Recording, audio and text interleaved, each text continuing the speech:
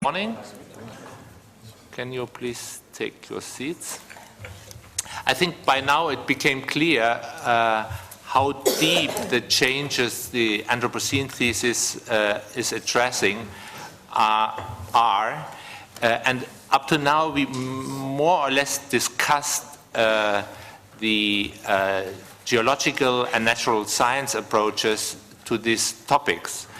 And in our last session, what we would like to address is what is the impact of the thesis, of the outcomes, of the findings for social discourse, how does it address issues of society, how does it address different institutions such as the sciences themselves, what are the implications for the sciences, for the institutions, what are the implications for politics, but also what are the implications for society. And we will, after each speaker, have a discussion, but we have to stop at 2 o'clock. And Jan is going to introduce our first speaker. Yeah. So for the first of these examinations of, if you like, the meaning, examinations of the meaning of the Anthropocene, we take pleasure in introducing Joyita Gupta of the University of Amsterdam, who will talk about sharing our Earth.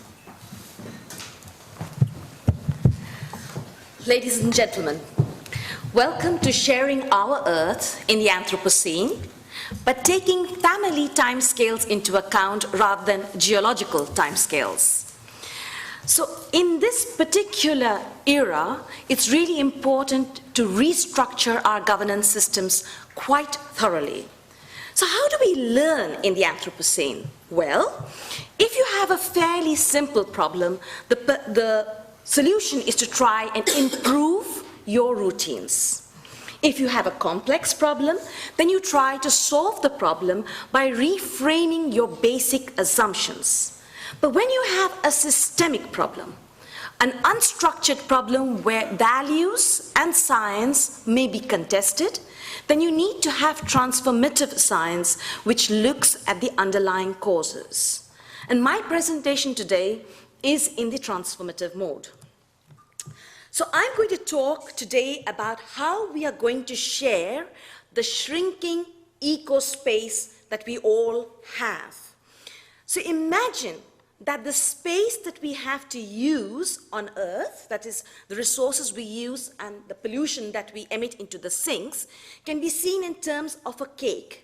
How do we share this cake between countries, people, now and into the future? What rules will govern this?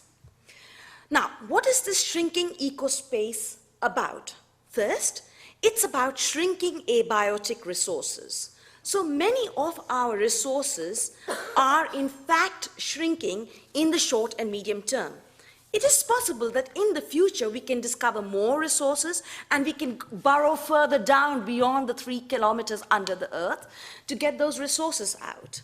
But in the short and medium term, many of these resources are limited, and often they are limited to specific countries, which makes it a geopolitical challenge. Sometimes we have enough resources, but the problem is that we shouldn't use it. Take fossil fuels. If you really want to solve the problem of climate change, we probably have to leave 80% of our fossil fuels underground in order to reach this target. And that creates the problem of stranded resources. Now, this is not only a problem for the developed countries who should not be looking for shale gas, but it's also a problem for developing countries who are now discovering oil. So many of them think that having discovered oil, they're going to become richer, and then we come and tell them, no, sorry, there's a climate change problem, perhaps you shouldn't. So this is the second element of the problem. The third element of the problem is that resources are fixed. Land, for example, fresh water, but we have rising demand. And this rising demand implies that there will be less per capita. The good news is that the ecosystem services provided by our ecosystem is unlimited if we sustainably manage the earth. And these services are the supporting services of cycling nutrients, the provisionary services of providing us food, water, or the regulatory services of managing our climate or floods, or cultural services giving us a habitat to live in. The bad news, however, is that we are crossing planetary boundaries. Perhaps, as some of the NGOs argue, we are using 1.5 Earths annually.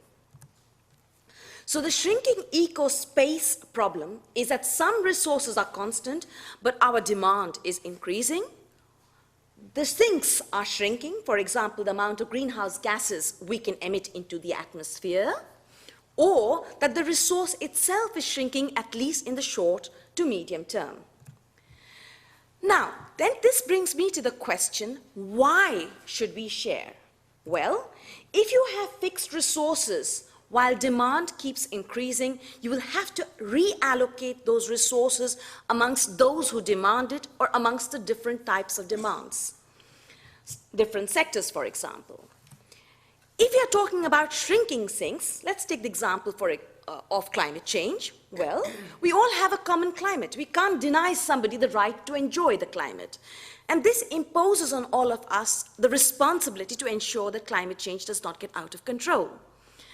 On the other hand, the issue of who is allowed to emit greenhouse gases is also critical.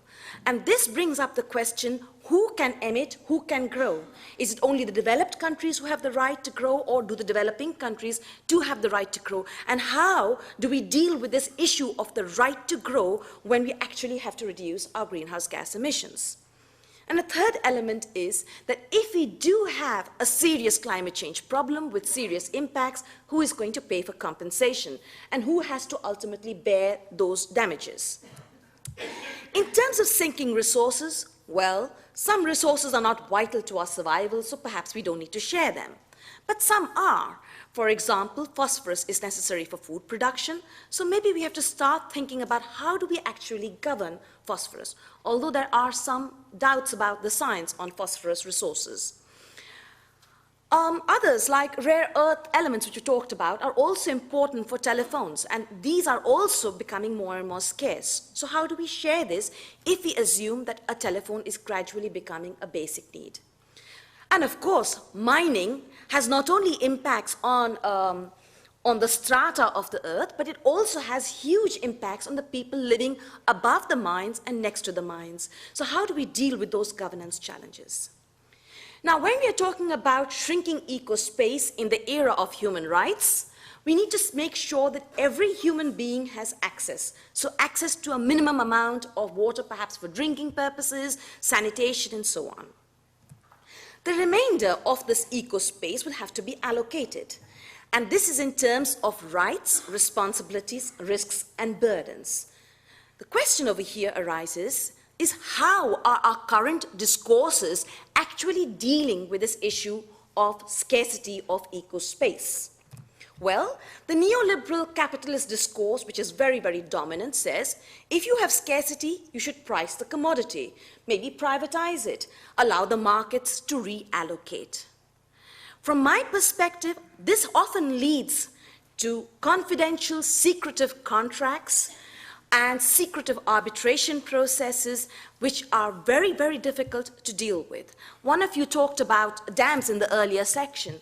Dams are increasingly being funded by public-private partnerships, and what you now find is that those are hidden in contracts which don't tell you how the water will be allocated to the local farmers in the future, whereas the farmers always thought that they had access rights in those particular cases. The next possible option is hegemonic power. I don't know, but we also heard in this film the word water security. You're gradually seeing the return of the securitization of resources. Countries are securitizing water. They have always securitized energy, but they're moving towards securitizing climate change. And you're seeing the resurgence of the notion of sovereignty and of the idea that you can, through hegemonic power, determine how you get access to resources in other parts of the world, or how you prevent other countries from getting access to resources in your country. A third option is polycentric governance. And this governance approach does not like top-down approaches, and tries to argue that you must have multiple actors, multiple approaches, all of them trying to experiment with self-management. The fourth option is sustainable development transformative governance. It's a sort of a universal intergovernmental process, and one of the elements of that would be the sustainable development goals that are currently being negotiated in the United Nations. And I think the next step has to be to move towards global constitutionalism and the rule of law. Now, I am not very convinced about the first three options as a way to manage our Earth's ecospace in the Anthropocene. So I would argue that we really need sustainable universal intergovernmentalism with a very strong focus on getting the rule of law globally and constitutionalism globally. Within that, there is space for neoliberal practices, but perhaps the confidentiality of contracts with respect to resources should be questioned.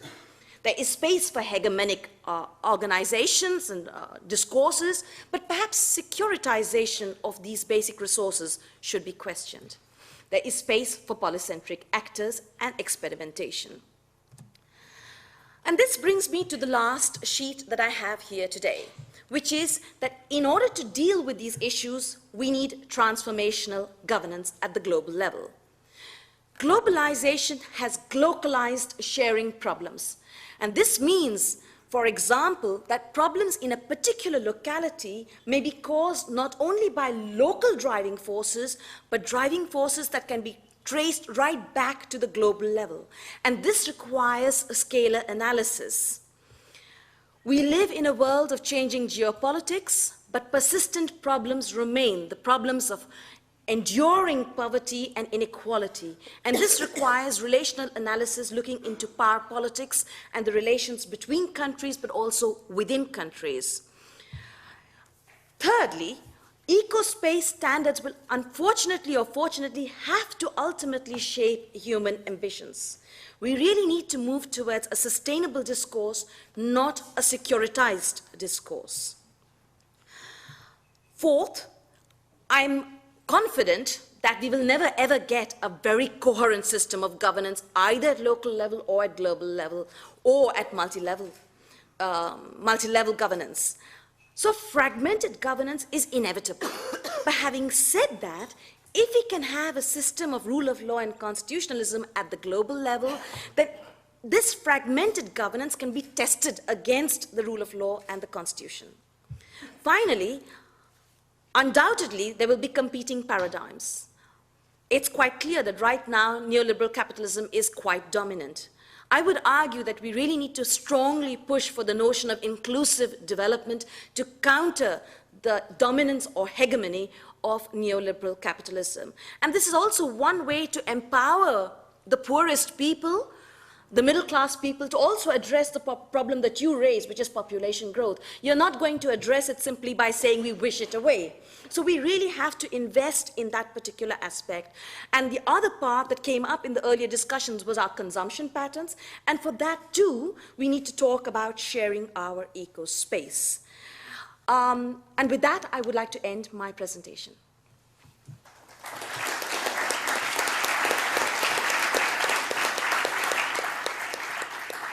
Okay, thank you very much, Joyita. Would anybody like to ask one or two questions?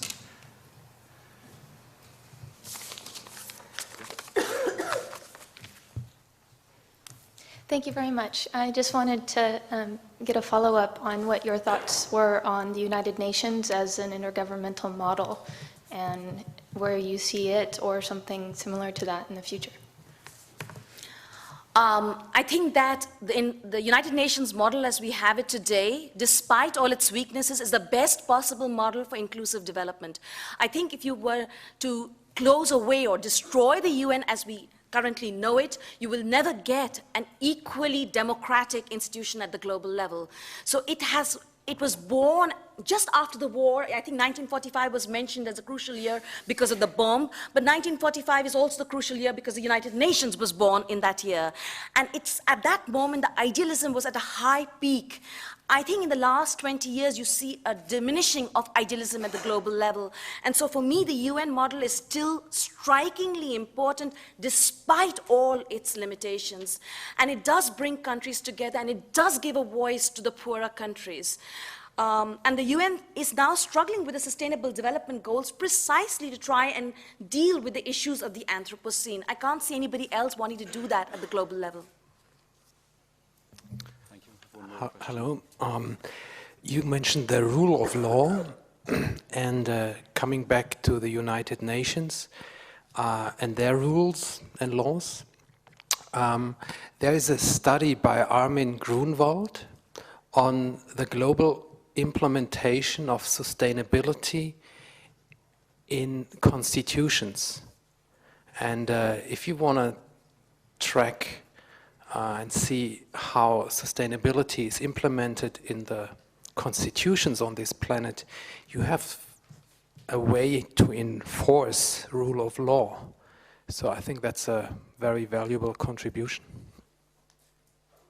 I think that was a comment, right? You don't want me to respond. Could you say a little more about what you mean by relational analysis, please? Relational analysis is looking at, so for example, in the past, the Millennium Development Goals basically said we need to get the poor richer. But in many ways, if you're sharing the ecospace, you can't get the poorer richer without getting the richer poorer. So you actually have to find ways to tax the absolute rich. Now, what you find, for example, is I think it is 33% of global trade, for example, or financial transactions are moving outside the tax borders. So there's a lot of money on earth that we really need to get our hands onto. But also it means that if you want to make sure that some people have access to food, it may mean that others have to waste less because we have this limited space in the short to medium term. So relational is looking at power politics. It's not just saying, okay, let's be paternalistic and help a few people become better developed.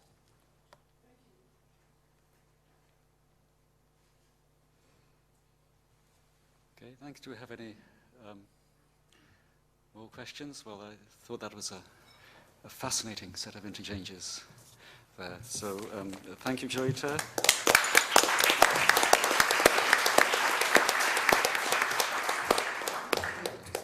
And if we move on next to... Okay. It's Naomi next, yes. Move on to Naomi Oreskes, who's professor of both history of science and of earth and planetary sciences, which is a very present combination, for the topic. I'm a glutton for currently at Harvard. punishment. So, Naomi, the floor is yours. Thank you. Yeah, okay. No, it's not this.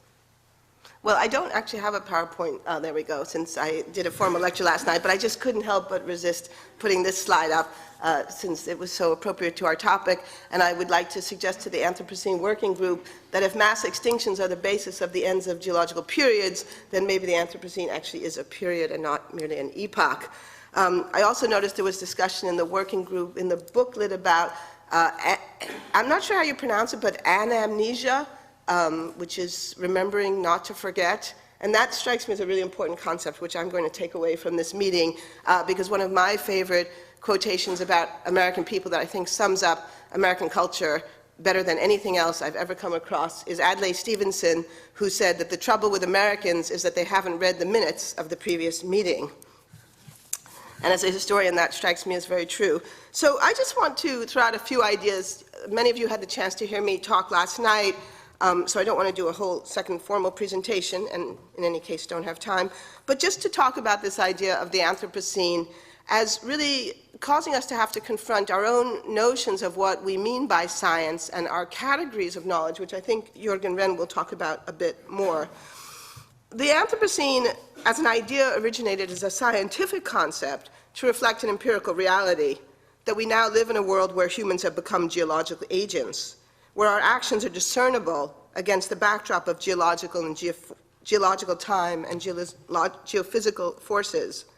While no scientific concept is ever entirely independent of its social and political context, the Anthropocene idea explicitly reflects our social and political and economic context. It explicitly incorporates a normative judgment that this new level of impact is problematic, and potentially gravely so. And I don't think it necessarily would have to be that way. One could imagine a conception of the Anthropocene that I would say would be a sort of 19th century conception of it as a good thing that the humans had completely transformed the face of the earth. And indeed, in the 19th century, most people did see human transformations as positive goods. But I think that all of the things we heard this morning, and particularly James's wonderful talk, shows us all of the troubling ways in which the Anthropocene concept points to ways in which our actions are not good, and also what we've just heard about the inequality of impacts and benefits. So the fact that scientists have felt it necessary and appropriate for them to demarcate a scientific space that implicitly or implicitly incorporates these social and normative judgments is a significant departure, one which perhaps reflects scientists' attempts to push back against the reality that they face, a reality of popular dismissal and denial of the scientific findings. So in essence, it seems to me what we see is that scientists who have for so long tried to demarcate an intellectual space that set aside the social and the political and the economic have now said, oh, well, actually, we're in a space where we actually can't do that, where sediments, the movement of sediments is partly controlled by dams that we built. Things we used to think of as, quote, natural processes are not actually understandable anymore if we don't include the human dimension. So where does that lead us? Well, I want to say a couple of things. First of all, it leads us to the conclusion that facts are not enough. I think all of us now see the ways in which scientists can amalgamate huge quantities of robust scientific information, and they used to think that if we did the scientific work and it was clear and it was well explained and we handed it over to the policy people, that they would take it and they would use it, and they would use it in the ways that we thought they should. And I think that the empirical evidence clearly refutes that hypothesis. So we need a new hypothesis about the character and the power of facts. Just to give one analogy, not from the climate area, I did some work some years ago on nuclear waste disposal, and I remember colleagues would say things like, well, the geology of Yucca Mountain is pretty well understood. The geology is really not the problem. It's just the politics. And I can't tell you how many times I heard that phrase, it's just the politics, and just laughing for good reason. I mean, as if somehow the politics were simple or didn't matter or were sort of epiphenomenal, you know. They're like Marxists treating politics as epiphenomenal, you know. So it's not just the politics, it is the politics. Or put another way, scientists have traditionally rejected or dismissed or less disrespected, let's say, the social sciences as soft sciences. But as Steve Rayner likes to say, they're not soft sciences, they're hard. What we in the social sciences do is really, really hard. And mainly it's hard because what we're talking about is social change. The issue of social change brings me to the issue of technology. I think we're also learning that technology is not enough. Many people who work on climate, I think, are kind of grasping for the handrail of technology. And we see this in, say, some of the recent climate scientists who are now saying that nuclear power is the solution to climate change. Technology is important, technology is part of the solution, but technology alone is not enough either, mainly because we have the technology we need. We have lots of interesting work that tells us that. Amory Lovin's recent book, Reinventing Fire, essentially lays out a blueprint for a technological solution to climate change, but he keeps saying at the end of every chapter, we just have to get the incentives right. We just have to get the pricing right. We just have to get the regulatory structure right. It's just the regulatory structure. And again, well, that's a hard problem. And then third, ideas. Michael Ellis said he agreed with me, so I'm going to agree with him. Ideas are crucially important, and I think that was the point I was trying to bring across last night. We have a kind of dearth of ideas here, in a way a kind of shocking one considering how important this problem is. I've been reading economics literature.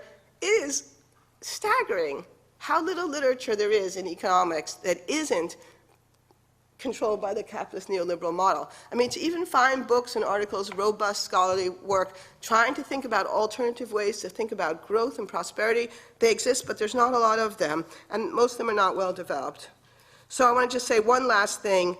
Yes, we need scientific facts. We need science, but it's not alone enough. Yes, we need technology, but it's not alone enough. Yes, we need ideas, and we need some new ones or reinvigorate some good old ones. But we also need action.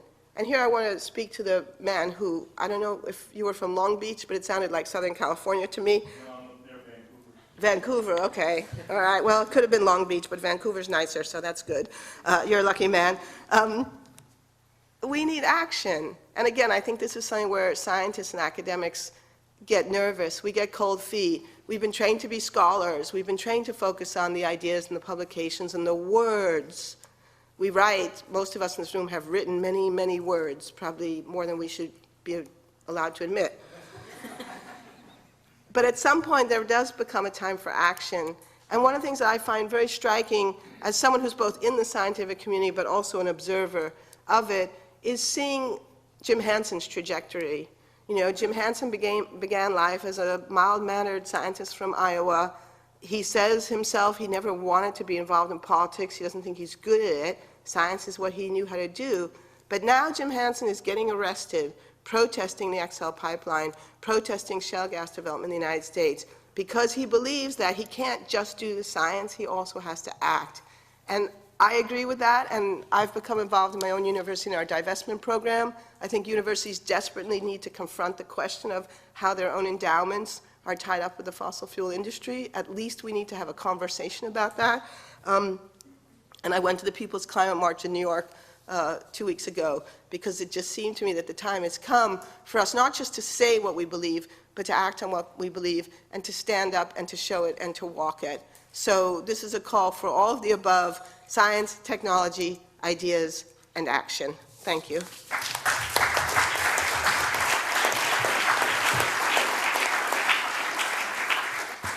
Thank you very much, Naomi. Any questions, responses?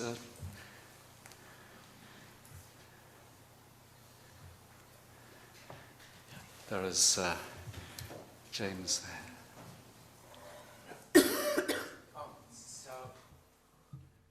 Is this on? Okay, thank you.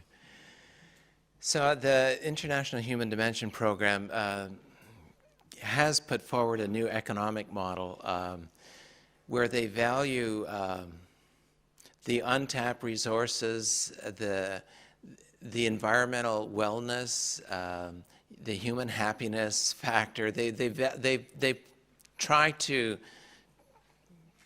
set out a new economic model. Now, it's very academic, and I'm sure it won't be picked up, but I'm wondering if you know about it and if you could comment on it. No, thank you for that. I partly said what I did as a provocation, and I'm glad that worked, to get people in the audience to tell me what I should be reading. So maybe you can... Oh, thank you. I partly said what I did as a provocation, so people in the audience would tell me what I should be reading. So thank you for that. Please send me the URL or the citation. I'll be sure to look that up. Thank you. Anybody like to add any more responses to those eloquent provocations from Naomi? But even if that model is there, and there are quite a few alternative models, the problem is the politics. The problem is to get the people in power to change the models of thinking of how we become richer. And because if you change the model of how we become richer, then maybe rich people become actually quite poor, because you also look at what they are polluting. So this is a relational problem. It's really about looking at power politics as well as just creating a model. Just one,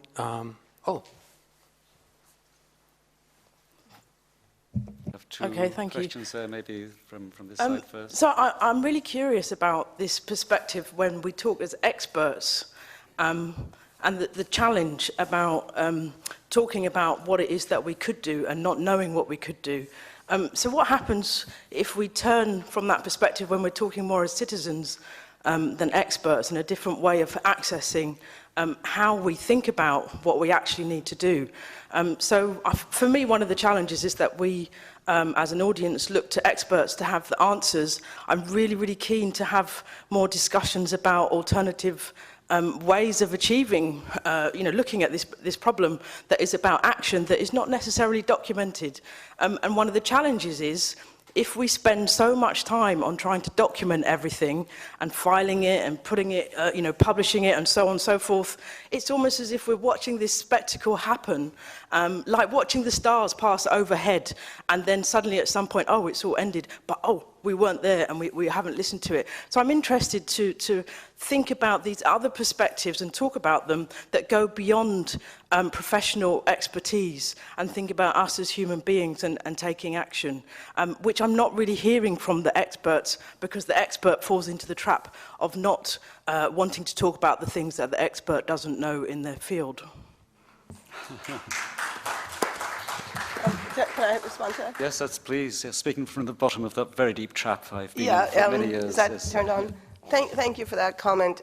I think this is a complicated question because I think on the one hand, people who are scholars, people who are working in universities or research institutes, I mean, that's what we've chosen to do and that's our strength. And it is important that we do the scholarly work that we have been hired to do and to teach our students and to honor our own expertise and that of our colleagues. So I think that it's not a great idea for experts to be jumping into the fray on every possible topic that comes up. And one of the frightening things that happens when you make an intervention that is successful in some area, you get all these invitations to talk about 101 other things that you know bugger all about. So this is a bad thing. And you can say some very stupid things. And I've certainly been in situations where I've been with scientists who have said things about population, for example, that just made me cringe. Or, when male colleagues said things about, what women need to do in the workplace, like the recent CEO from Microsoft who said, women shouldn't ask for raises, they should trust karma.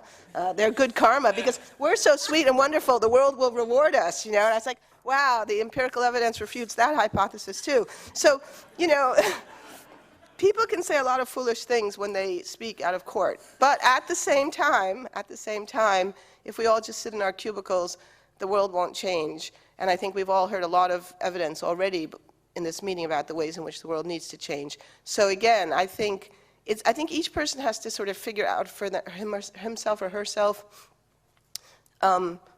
what is the intervention that's available to me in the space I'm in. But not to say that because I'm an expert, I can't intervene. Because that's the flip side of it, is people who say, well, you're a scientist. If you get involved in politics, you'll be discredited as a scientist. And I've certainly heard that or versions of it so many times.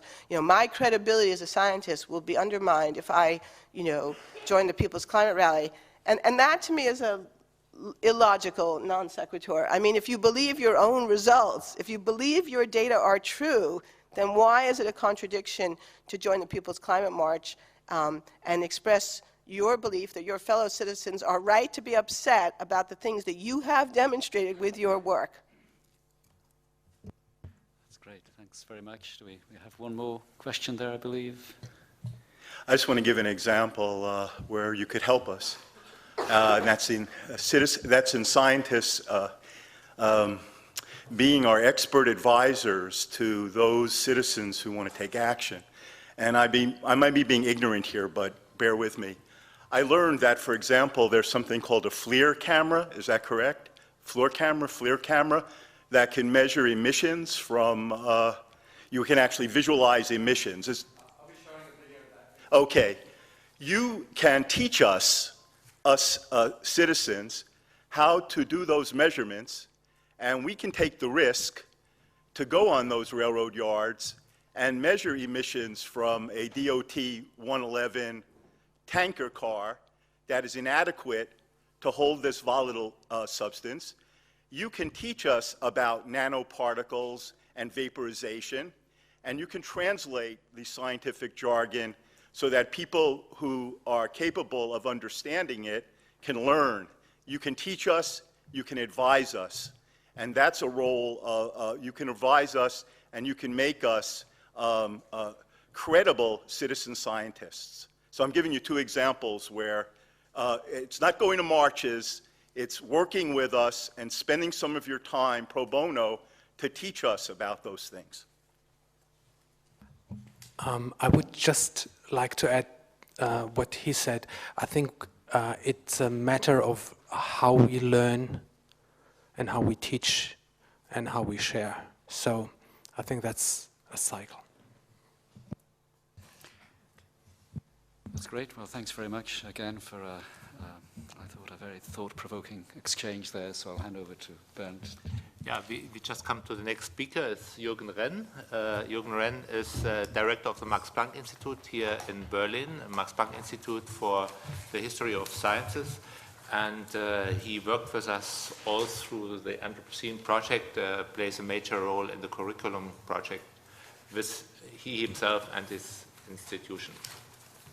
So thank you very much. I feel in a bit of a difficult position here because, you know, from the discussion I feel you would need somebody who now incites you to immediate action. But what I can do only for you is I can incite you to immediate reflection. But maybe reflection on action. Because as a historian of science, I cannot just take some of the notions that are floating around here, like science and experts and action, for granted, but I have to rethink them. And I think there is also a general feeling here that we have to rethink some of these notions. Think of a notion like interdisciplinarity. It somehow takes disciplinary science for granted.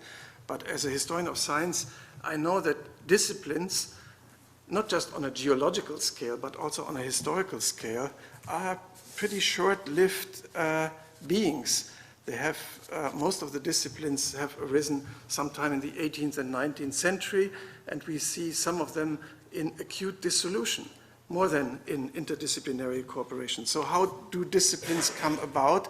What accounts for their striking strength, nevertheless? If we look around in the global academic world, we do see, after all, the same disciplines that have arisen at some point in European history being replicated in universities all over the world. But can we take this really for granted? Is this really a solution to some of the problems that the Anthropocene is confronting us with? And as a historian, I'm very skeptical, and this is why I'm saying I would invite you to a reflection on some of these notions.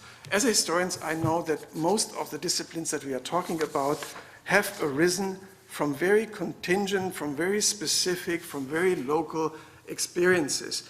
Think of a discipline like physics, who has arisen from a much smaller field of physics today, namely from the range of mechanics, dealing with simple machines in antiquity, dealing with more complex machines in the early modern world. And still, there are many people in today's world of science that still consider the basic laws of physics as being universal, as being even the basis of science as a whole. Rather, as a historian, I see them as the product of contingent experiences. Now, I do not claim that these contingent experiences have just been exported to the rest of the world by colonialism and imperialism.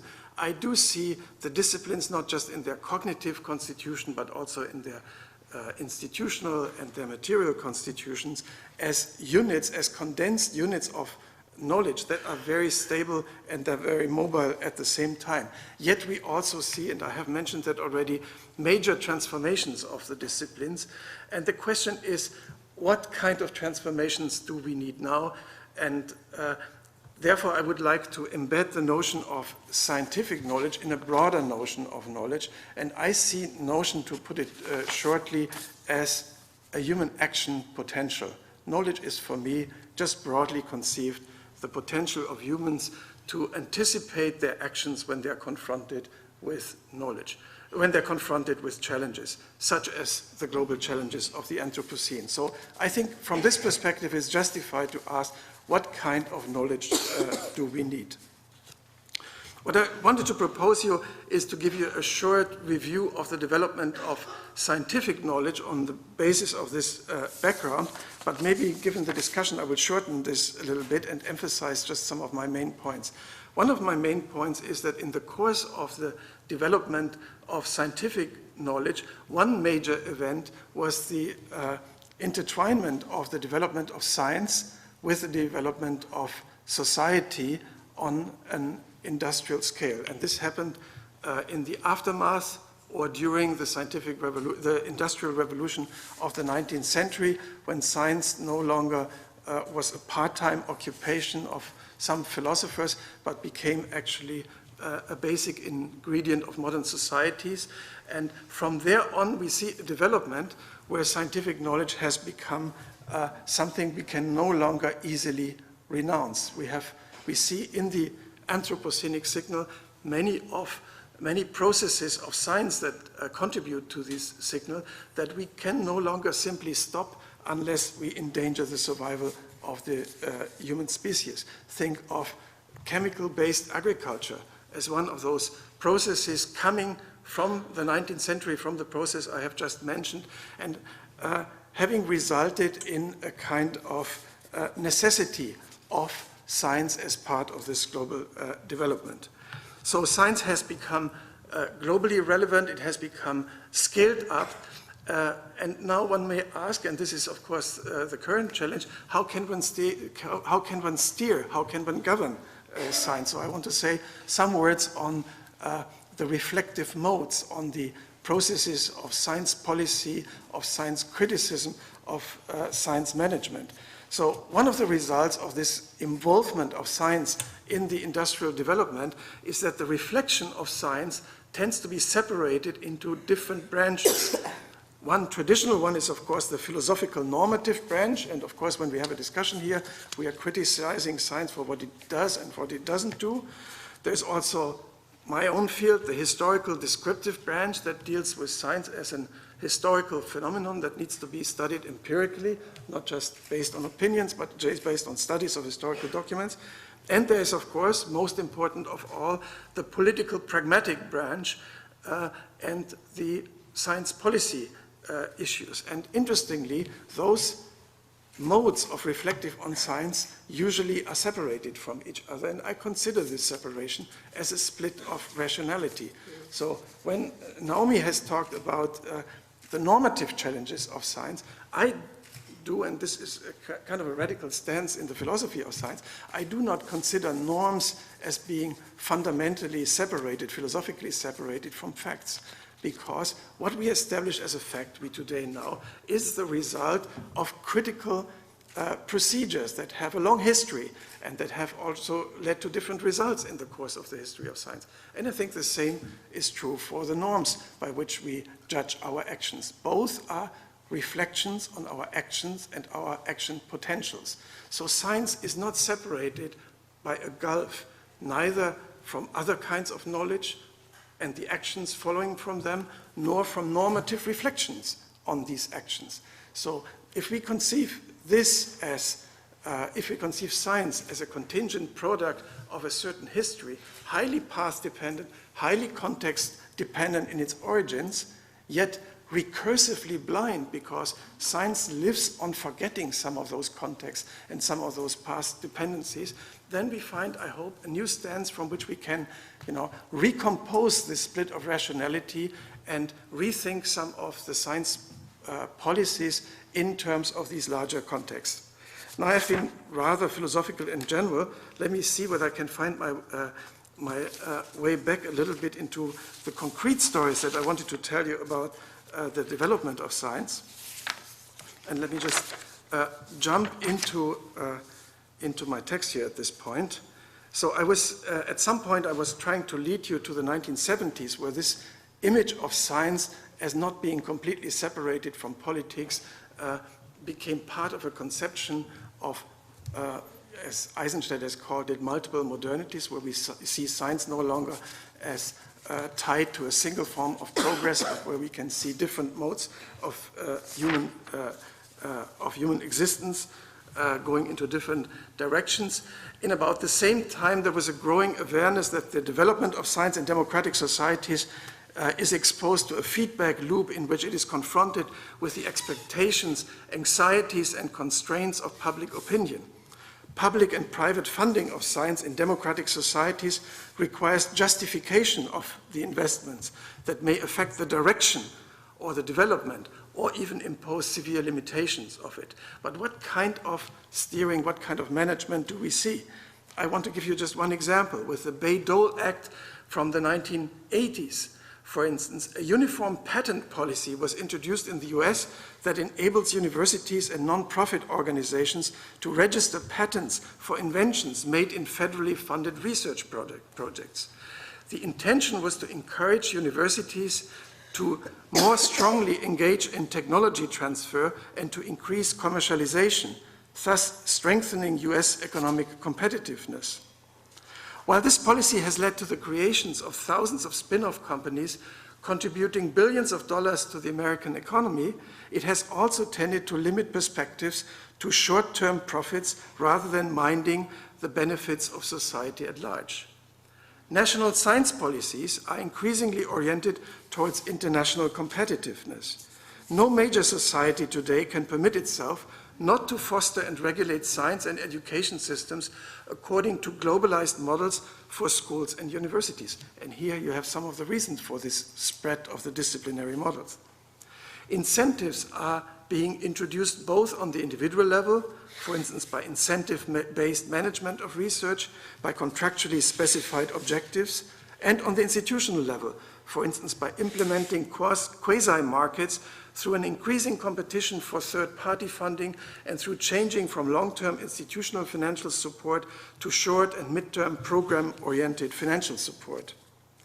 This encouragement of international competitiveness strengthens globalized models of science even more, in particular as they still harbor much of the lore of Western Enlightenment.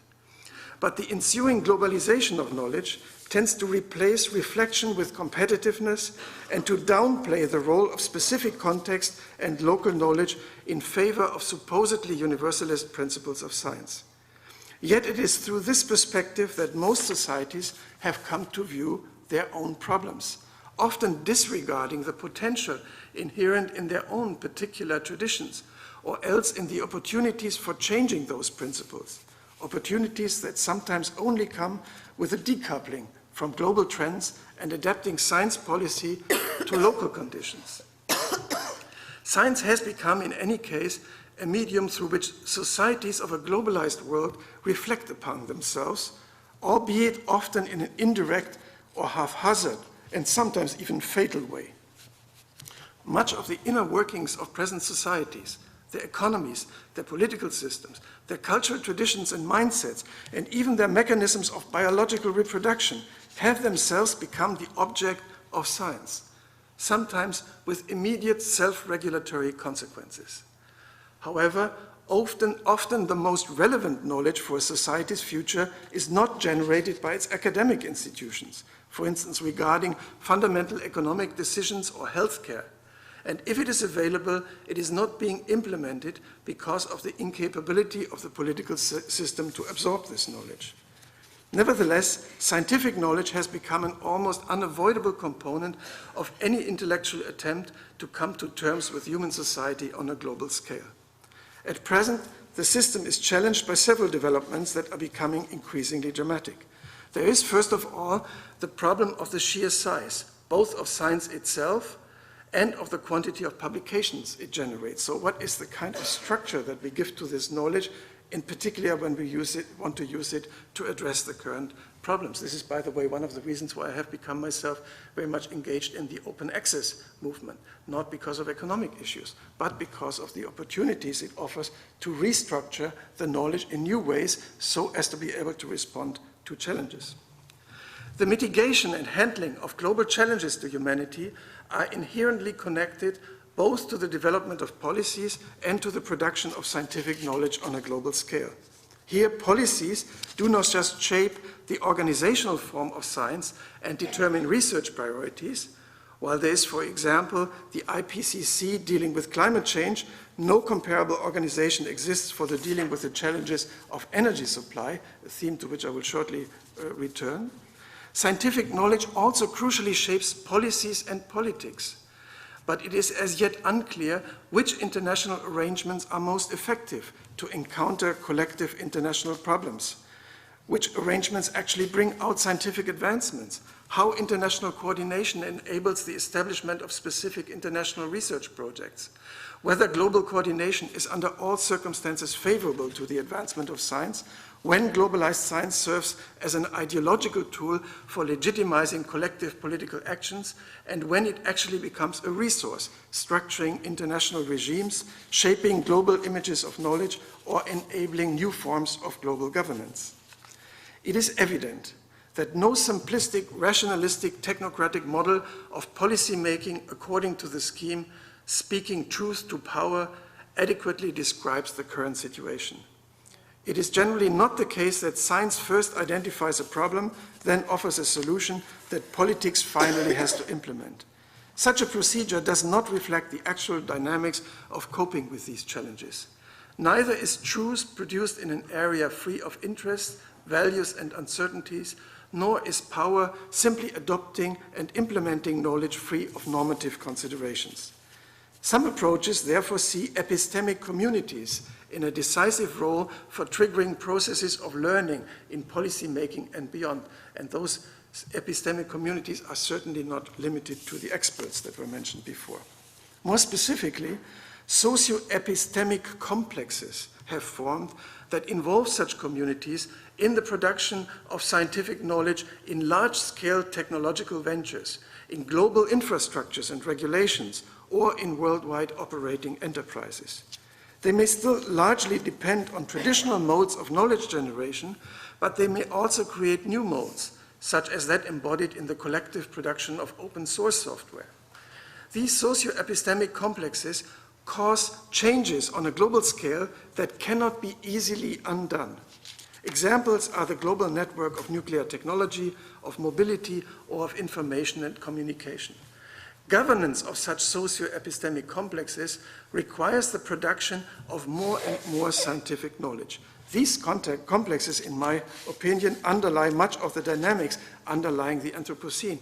And there, even though I'm now on a more reflective mode, I agree with some of the people that say, okay, we can describe, or there was a lady there in the back that said earlier, we can describe the Anthropocene scientifically, very precisely, but we have to understand the dynamics.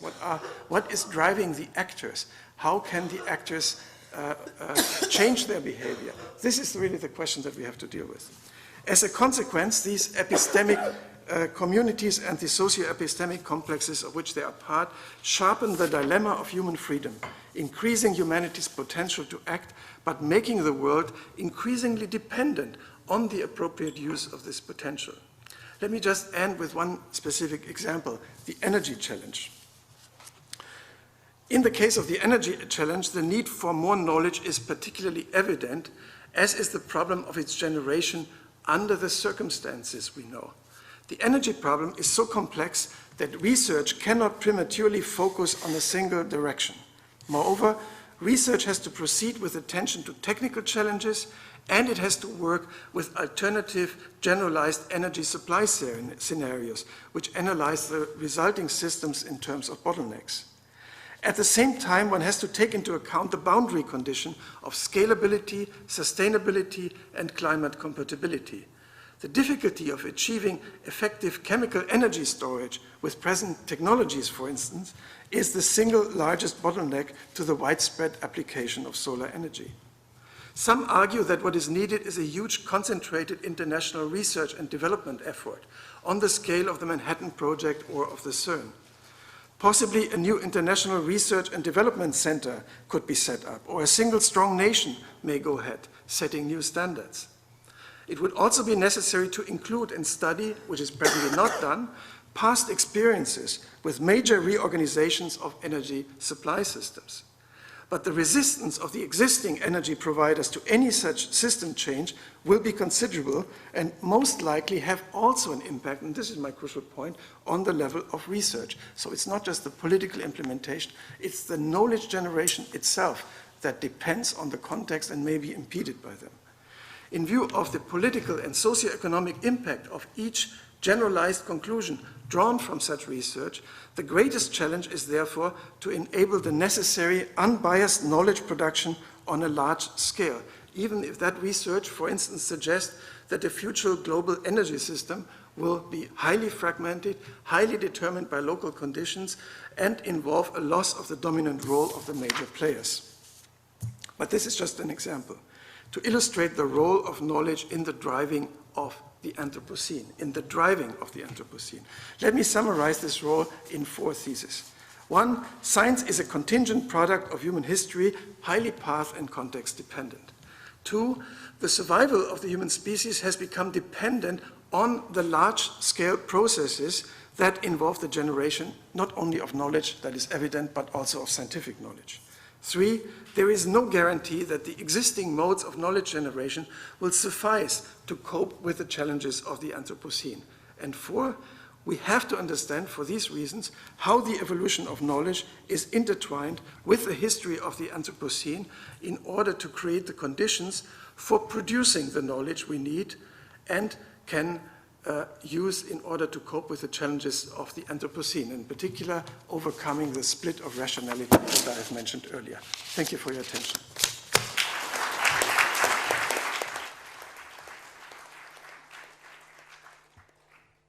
Are there questions or comments? Please.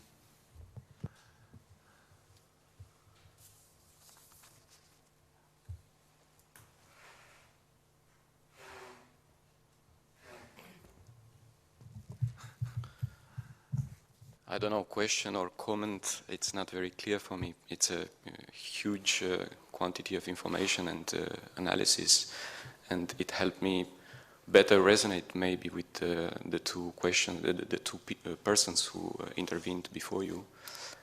And I was wondering if the neoliberalism, if the quantity of resources which are managed in a certain way and which created that situation which we today call Anthropocene, it's only it has to do only with material resources, or also with knowledge, because that was the topic of your presentation. And I have the impression suddenly that we could also talk about billionaires in knowledge. And I think the first one in history was probably Jesus Christ. I have the impression that we have a story here of narcissism and representativity, and that all the subsequent transformation of our societies in a scientific way are based on that idea of representativity on a human scale and representativity on a global scale, on not only among humans, but for non-humans also. I would like to ask you if you considered that in your research, if you considered that issue of concentration of knowledge power as a possible cause for the situation that we call today Anthropocene. The latter was clearly a question. So you draw a long arch from Jesus Christ to neoliberalism, and I don't have the time to respond to all of it, but I will address that last question. Yes, knowledge is not neutral.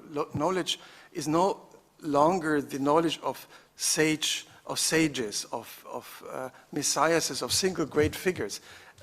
It's knowledge embodied in institutions, it's knowledge embodied in our material culture, and of course in a large fraction, not such a small fraction anymore as it was like 100 years ago, of the human population, at least in the developed societies. And that knowledge is not at all neutral to the form of these societies, to the way the societies divide their power and share their resources. So when we talk about the neoliberal area, and I have tried to indicate this a little bit, it also had impacts for the organization of science, for the way that society posed aims and constraints for the science it funds. So this sharpens my question, what you say sharpens my question of, is it possible under these conditions to produce the knowledge that we need in order to cope with the challenges that we have been illustrated this morning? And I would say, as long as we don't integrate, and there I come back to your other points, both the political constellations and what people believe, the kind of authorities, the kind of representations that matter for people, as long as we don't understand that, we will also probably not be able to produce the knowledge to just cope with the technical problems or the natural science problems that have been mentioned. So thank you very much. I would say that also the non-human part is very important. So you addressed only the human part of my question, and my question was also related to the knowledge, the possible knowledge that we could extract from the non-human agents. And this is one important issue in the whole discussion about the Anthropocene. We dealt with that issue yesterday evening, for example, and I don't see that included in the history of knowledge that you presented shortly. That I have to briefly address. I think on the contrary, I emphasized several times that knowledge, because most historians of science think of knowledge as something that is living just in the human brain. I'm convinced it lives in the human social structures as well as in the material culture, and I don't mean exclusively, of course, the material culture that we as humans have construed, but I think it has all these dimensions: cognitive, social, and material. Okay. Further questions? Yeah, please. Matt.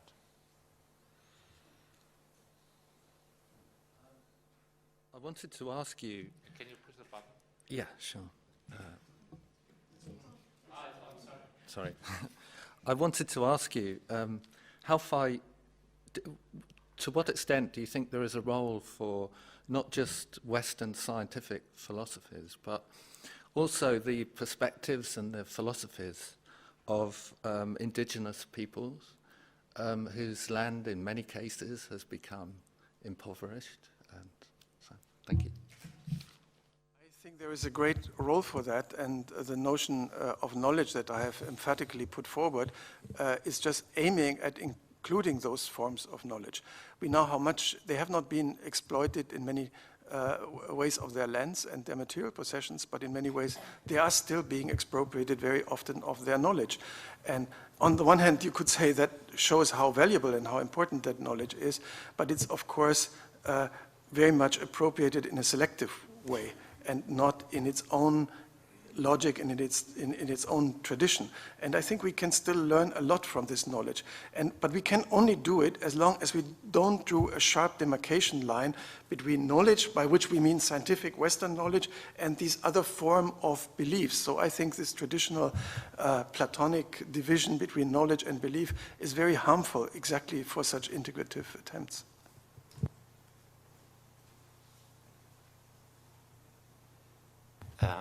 I would like to use my role as the master of the microphone to ask Jan if facts are not just facts, but there are normative aspects inbuilt in these facts. In which way does that reflect on the work of your group? Because it seems that when you describe the process of getting the concepts through scientifically, that there are other groups involved. How do you position, relate to the normative issues, the work of the group?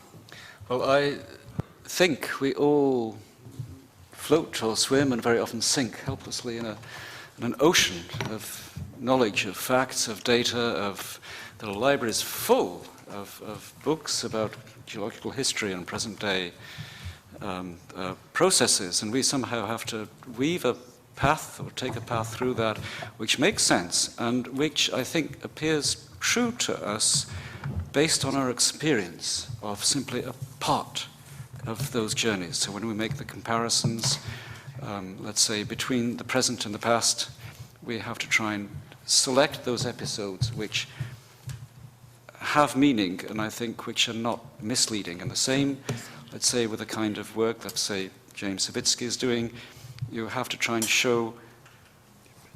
synthesize, and I think select a wide variety of data to present something that you regard as that old-fashioned thing, something at least parallel to a truth of what is going on. So I think it's not something I think about very much because I'm just a bloody geologist, you know, this is what I do. But I'm very aware, of how easy it is to take the wrong path through the jungle, or at least a path which tells you something which is, either which doesn't reflect this current reality. I don't know if that answers your question or not, but that's... I mean, I didn't expect the full answer now, because we don't have the time. But just the way you think it through, I mean, that's interesting to look at. Now we proceed with Andrew Rifkin. Andrew Rifkin writes the award-winning .earth blog for the opinion section of the New York Times. He worked on the issues we are discussing here since 3 decades, I read. And yeah, it's great to have you. It's great to be here. So we should all take a pause and sigh. Like, I took this picture in 2009 at the end of the climate talks in Copenhagen. And I'm sure everyone who's been considering everyone who's been considering the Anthropocene in some way or other has felt like this cinematographer, TV reporter at some point. I certainly have. And I've been dealing with this now for a very, very long time. I first stumbled on this concept back in 1992 when I wrote my first book about global warming. And I was a bad speller. I didn't know my Greek etymology. And so when I wrote about this, I said, perhaps Earth scientists of the future will name this new post-Holocene era for its causative element. For us, we're entering an age that might someday be referred to as, say, the Anthropocene. After all, it's a geological age of our own making. The challenge now is to find a way to act that will make geologists of the future look upon this age as a remarkable time, as opposed to an oh my God time. And so that's 1992, and I've been digging in on this question in one way or another ever since. And I've had my share of woe is me moments, and my share of shame on you moments, you know, trying to figure out how you can get traction, you know, that powerful question earlier, what do you do? And I've stumbled onto kind of an inconvenient reality, which is that to get through an age with this level of complexity, that sort of polyfaceted reality that half the world doesn't have enough energy, half the world in many ways has too much. Development trajectories are all over the place. So the question is, you know, how do you deal with that? And I think one way is you look back at ourselves. If you don't have an honest look, in the same way the IPCC looked at climate science for 20 years, we've needed an IPCC for us. Paul Ehrlich, who wrote The Population Bomb in the 60s, he helped convene something called the Millennium Assessment of Human Behavior, MAHB, M-A-H-B, which I think is a useful enterprise. We haven't really looked enough at ourselves. And actually, in my reporting, I spent the first 20 years or so writing about global warming as essentially a biogeophysical problem. You know, greenhouse gases, you've heard all of that this morning. And then it was only since about 2005 I started digging in on the social science, the behavioral sciences, the psychology, and the ethical, the philosophy. And that was the oh my God science. That was the stuff that really made me understand just how hard this problem is. So when I talk about what I call here anthropophilia, I'm not talking about the dictionary definition, which is about parasites that prefer to dine on human beings. That's not what I'm talking about. But words can be reappropriated. They've been reappropriated many times in human history. So I propose a different approach to what I call anthropophilia. And as I wrote a couple of years ago on .earth, to sustain progress on a finite planet that's increasingly under human sway, but also full of surprises, what is needed is a strong dose of this. I propose this word as a shorthand for a rigorous and dispassionate kind of self-regard, even self-appreciation, to be employed when individuals or communities face consequential decisions attended by substantial uncertainty and polarizing disagreement. The term is an intentional echo of E.O. Wilson, the great biologist and writer. He wrote a book called Biophilia, and which is about there's a tendency in us to embrace and draw from, actually, as the questioner said a few minutes ago, nature has a lot to tell us.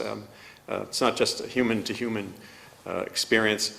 But what he missed in that is we also have biophobia, which we don't really talk about very much. But I think anthropophilia, getting comfortable with ourselves, until we do that, we can't find a way forward.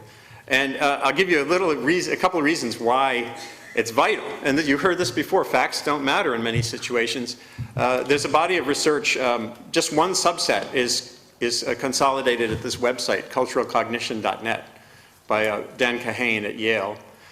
He's done empirical work in the social sciences, the real hard sciences, which demonstrate that more facts don't actually make us reinforce our predispositions. They don't necessarily make us move in a uniform direction. That's why I'm not confident we'll ever see a sort of a top-down approach to a complicated issue like climate change. These 4 Nobel Prize winners in physics, so these are physicists who won Nobel Prizes. They're all over the spectrum, as I wrote here. If you want to go in and have a big bar fight about global warming, you can essentially go in with a Nobel Prize winning physicist to support your point of view, whatever it is. And I won't go into detail, but they have opinions ranging from that global warming is religion to it's a serious problem that we need to act on promptly. And if you think this is all about disinformation over global warming, which is valid and true, and Naomi's first book, her previous book, Merchants of Doubt, really revealed powerfully that there's a disinformation machine. The problem with global warming and related issues is that even if you get past that, you take these 2 guys, George Monbiot, who some of you, I don't know if he's here actually, he's one of Britain's most active climate writers and campaigners, and Bill McKibben, one of America's most popular and passionate climate campaigners. When Fukushima happened, that nuclear accident, they wrote columns in The Guardian that were completely divergent. Monbiot said, this proves that nuclear power is robust. Even with what happened at that plant, it didn't become a devastating, catastrophe. And of course, Bill said, it shows you that nuclear power is brittle. We have to stop. So if we're not going to get comfortable with the reality that people who are really smart, who really care about global warming, can come away from an epic calamity like that with completely divergent messages, then we might as well just go, walk home and just sit on our hands. That's part of the reality of the human experience, is diversity. And I think that's part of what we have to embrace in many ways. There's an ecological paper on response diversity in ecosystems, making them more adaptive. I've just been rereading it recently. It came out in 2003. And it applies beautifully to societal diversity as well. On a complicated issue, you need a lot of people doing a lot of different things. This slide just illustrates, again, as you heard, Jim Hansen, who I've been writing about since 1988. He changes himself to power plants. Susan Solomon, who's an award-winning climate scientist, when she rolled out the IPCC report in 2007, and a BBC reporter pressed her to tell the audience what she felt about the science, she literally did this and said, no, that's not my job. I'm here to give you the data. You guys have to choose what you do about it. And you have to have innovators, you have to have protesters. It's all part of the landscape of us.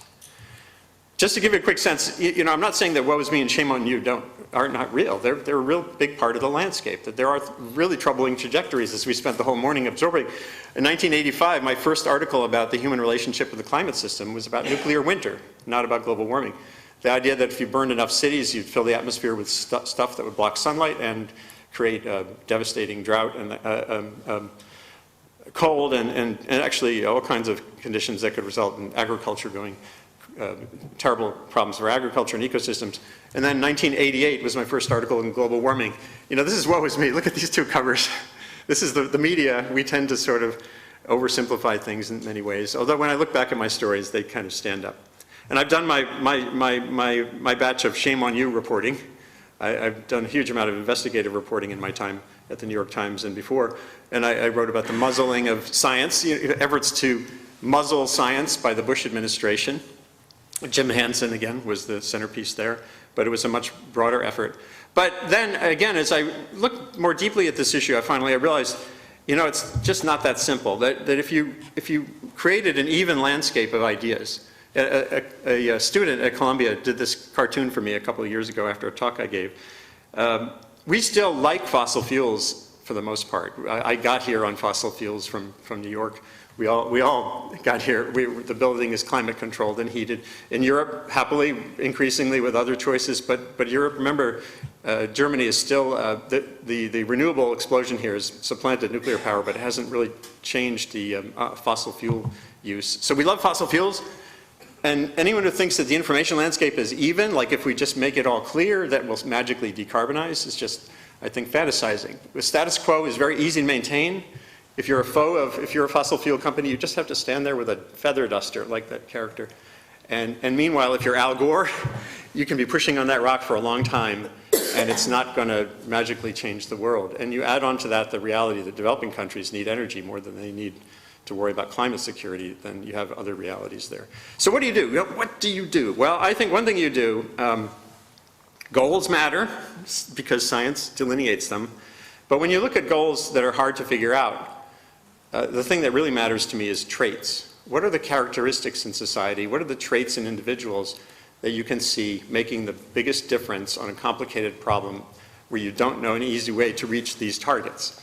And no one I've talked to, you can chart them all you want, as Amory did, but as Naomi pointed out, Amory Lovins ends every paragraph, every chapter with, it's a no-brainer, but we're not doing it. It's a no-brainer, but we're not doing it. And the question is, so if you want to hit these targets, what do you do? Well, I did Twitter solved my problem. A year, when was this? May of 2013. I tweeted 8 times, maybe it was 9. I said, strategy for sustainable human progress: bend, stretch, reach, teach, reveal, reflect, rejoice, repeat. And then in another series of tweets I elaborated, and then I built a piece on that. And maybe I'll write a book about this if I get time. Now, this is just a very quick thumbnail sketch. You can come up with your own laundry list of actionable things you can do tomorrow with facets that are relevant to your life, to your academic pursuits, to your job, to your community. You can find things to do that can be very meaningful. So bend is about flexibility. It's about making sure your community is resilient. Resilience is an overused word. But bend is about your own ability to adjust, learn and adjust. Billy Parrish was a young activist I met in 2005 at the climate talks in Montreal. He was just sitting in the hallway, doing the activist thing. It was great. But now he's running a company called Mosaic that's in the United States, a new financing model for solar. So it gives small investors, anyone with a few $100s, an opportunity to create the pool of capital you need to get installations of solar panels on buildings that couldn't do it otherwise. That's that kind of flexibility. He's like a salmon swimming up a river. He's able to find a path because he has a goal. Stretch is innovation. We need innovation, both social and technological. A lot of what we need is actually social innovation. But here's a young guy named Ben Gulak, who was a freshman at MIT. A number of years ago, I wrote about him. He went with his family to China, saw the traffic and the pollution, and he came back and said, I'm going to invent an electric motorcycle. It has one wheel. It's got kind of a gyro stabilization. It's kind of wacky. Now, 9 billion people riding on electric motorcycles, especially if they're powered by a coal-fired power plant, is not going to solve the world's problems. But it's his zeal to attack a problem and actually find a way forward is what I'm talking about. Reach is, a lot of it, it's using the incredible collaborative tools we have now that Christian's new book will be about, and that I've written a lot about. The ability to share and shape ideas has never been greater. So suppose you're like the agriculture minister in India. You have an extension service, but you have 120 million farming families in India. How do you spread a good idea, a new seed variety, a new way to plant to boost yields? Well, they're using YouTube to maximize the limited impact that one extension agent can have. They work with farmers. The farmer in the local language records a YouTube video saying, hey, I use this, it really works. And they have a way, and remember, cell phone revolution, internet cafes, not everyone in India has access to the internet through a direct device, but every community has access to the internet now. Teach is what we teach, not about education. Importance of education is vital, whether it's girls in Nigeria, so fertility rates go down, or just basic science literacy. The one thing in America I think would be a wonderful thing to do, I went on a field trip recently with some students to the boiler room in the school. Now, if it doesn't cost anything to do a field trip to the boiler room in your school or in this building, where does power come from? What's our energy bill? If you build that into the curriculum, build into how we learn systems thinking from, in this case, high school, but you could do it all the way down the chain, that would be a wonderful way forward. Reveal is many things. Transparency International is having their meeting in a nearby hotel, and we're in an era now where information is increasingly going to be exposed. It can reveal the supply chain, whether it's for a company making blue jeans or something you eat. You now can have the potential for NGOs to reveal where the source of the material is. In this case, this gets at the question about FLIR cameras. So this is a Colorado oil storage tank on a sunny day. It's kind of like unremarkable, you know, it's a storage tank. Now if you look at the same tank with an infrared camera, that's the same tank. Check that out. So if you're a community activist and you want to get people serious about leaking methane from oil and gas facilities and you don't have an infrared camera, you are banging your head against the wall. But when you use the right, all it takes is the right wavelength of light. In that case, to say, hey, you know, we've got a problem here. No one I know can look at this and say, oh, you know, fracking is safe. You can say, we need to clean up our oil and gas infrastructure. Imagine if we had sort of special glasses, so you were driving to Denver or wherever past one of the industrial areas of England or Germany, and you can kind of demonstrate what the problem is. Reflect is how to take all that data, you know, it's basically science. We have to support science in areas that matter. We're mostly disinvested in basic research, not just in the United States, but in Europe too. I've written repeatedly about this.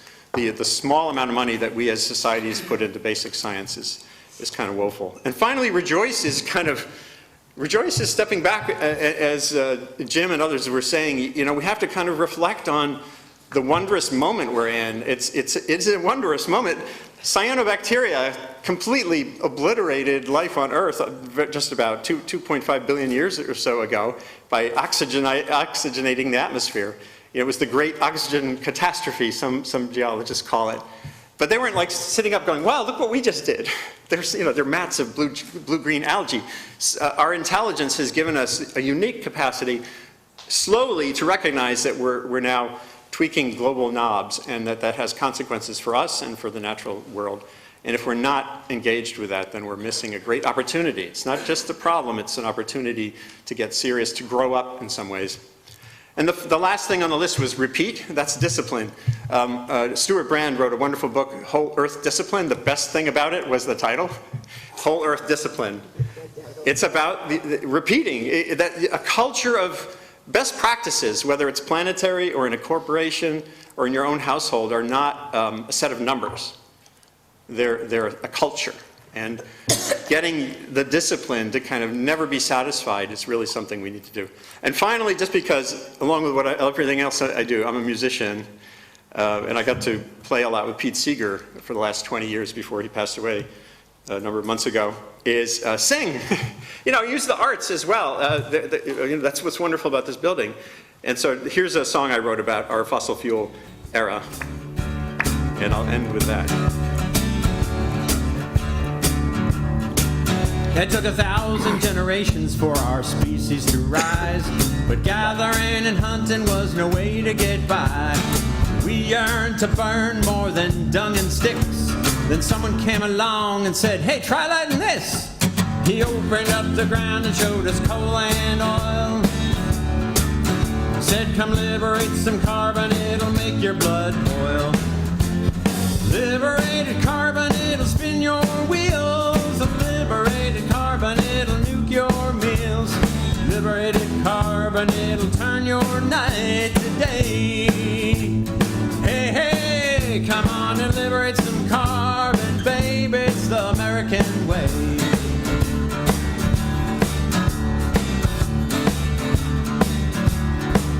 Now I got peat swamp fossils running my TV.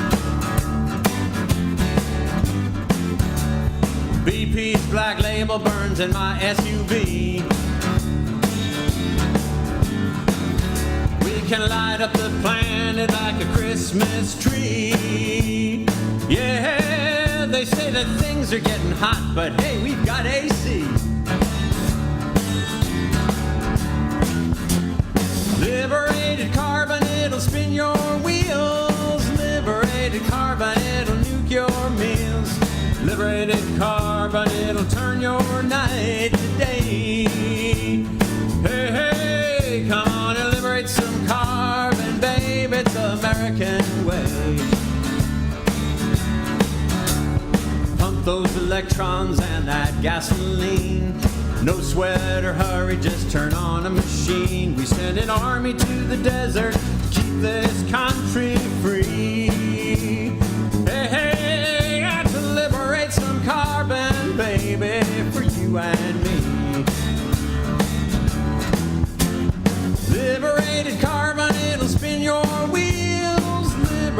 carbon, it'll nuke your meals.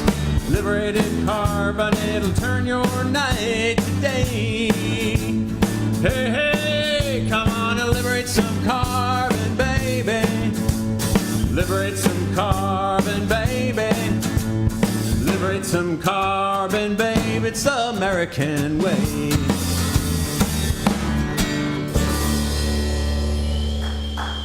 Thank you.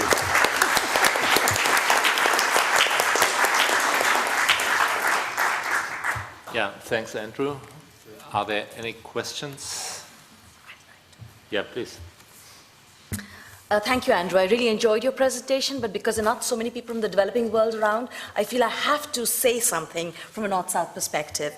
And I think the point I want to make is that I don't think most of the LDCs, least developed countries, let alone the rest of the developing countries, can wait for the Americans to bend, stretch, reach, reveal, reflect, rejoice, repeat.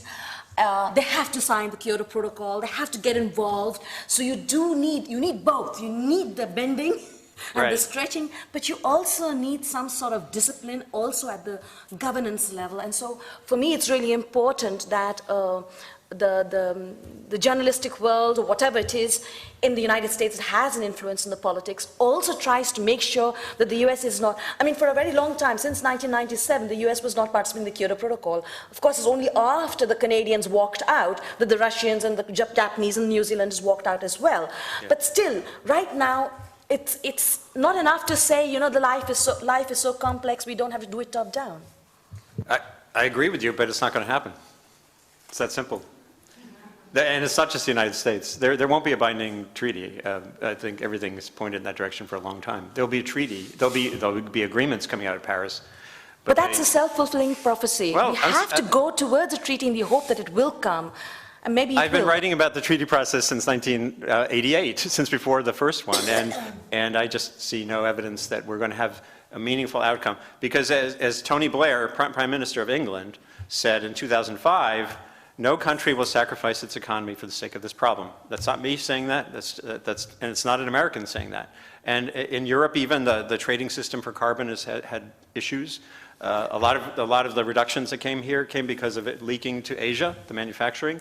And the reality is the world needs more energy before we end up going through this transition toward 9 billion or so people. And we need to share energy technology with developing countries, absolutely. And I've written repeatedly about the energy poverty reality that is a vital thing to attack. But I wouldn't count on it. See, to me, it's a waste of time to sit waiting for a treaty, even to be pushing for that, because it's not going to be the thing that changes the world. I want to just join in one thing. I struggle with this problem all the time, and I don't know who's right and who's wrong. I think this question of being realistic versus self-fulfilling prophecies is a really difficult one. So I don't want to take a position on that. But I just wanted to challenge one thing about the Blair comment. When you quote Tony Blair as saying no country will, what was the exact words, sacrifice their economy. But I think that's part of the crux of the premise that this is about sacrificing the economy. And that's the premise that many Americans fear, that some Americans have exploited, and that is probably the one that's most likely to be false, right? And I think so that's the part we have to unpack, because if we could persuade people, if we could unpack it to show or demonstrate the ways in which one doesn't need to wreck the economy to do this, then it changes the politics, and then it makes the possibility of a treaty actually attractive, because the country that then goes first has the opportunity actually to benefit by selling those technologies to other countries, and also exerting political leadership, which is something in the United States we always say we believe in, although I don't know if it's entirely true, but the point is the rhetoric of leadership, both economic and political, is a rhetoric that has proved very powerful in the United States in the past. I agree. I don't disagree with anything you just heard. Are there other questions, comments? Yes, and then the lady here. Yeah, please. No, just start. We don't lose time. I'd just like to reflect on the observation about the cyanobacteria creating an oxygen crisis, and we're on the flip side of that. And going between Andrew and Jürgen, that perhaps is the crux of the solution for the energy crisis. Excuse me. ARPA in the US has created a hybrid of cyanobacteria that can grow to a 14-foot depth in pools, can be cracked into diesel and cracked into gasoline.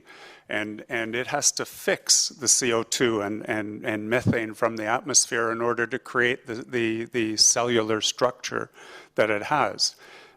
We've developed a technology which is an enhancement of hydrothermal carbonization that the Max Planck Institute has done a lot of work on. We have a catalytic improvement on that reduces the capex and the opex of that. We're called polymeric carbon solid, PCS biofuels. We convert any cellulosic material into high energy density solid biofuel in less than 2 hours. And that, when it's burned to create power, you can take the exhaust, which is pure CO2 and moisture, and bubble diffuse it. We create heat and moisture.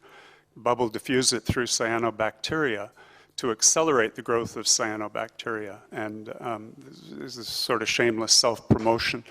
But there are some, we're on the cusp of some solutions.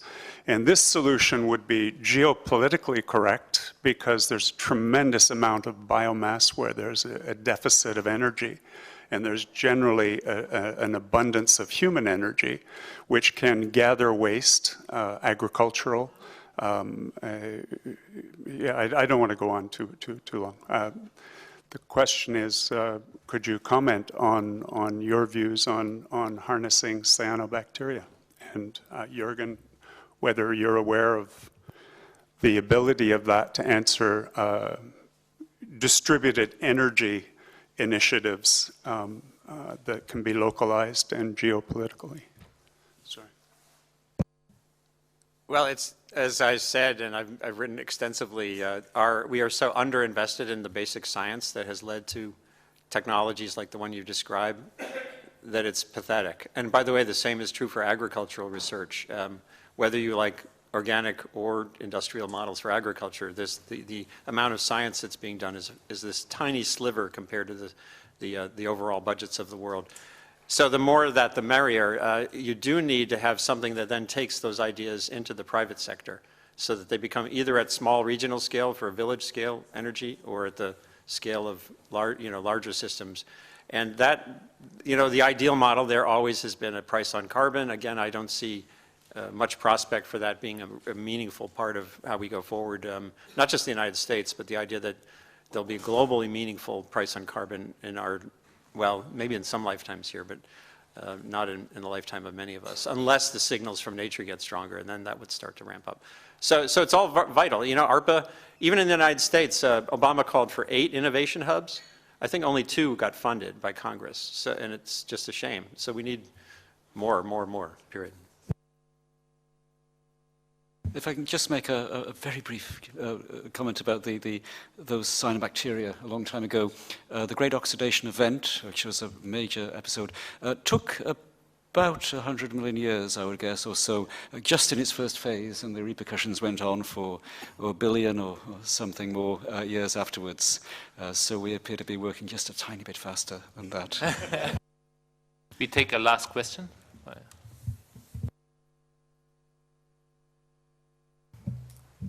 Thank you.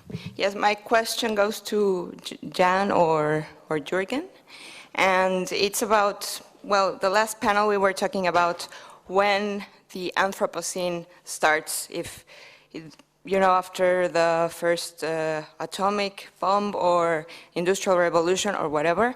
But if we are taking into consideration, as indicators how the planet has been changed from humankind and so on, couldn't we go even more back to the discovery of the Americas? Because, that really, really changed the planet. And not even that, but it also, marked the start of the domination of the Western culture, and also the big drama that we lost or we extinguished, ancient knowledge, let's say, the Aztecs, the Mayas, whatever. So, I mean, maybe that really is like the starting point. Thank you.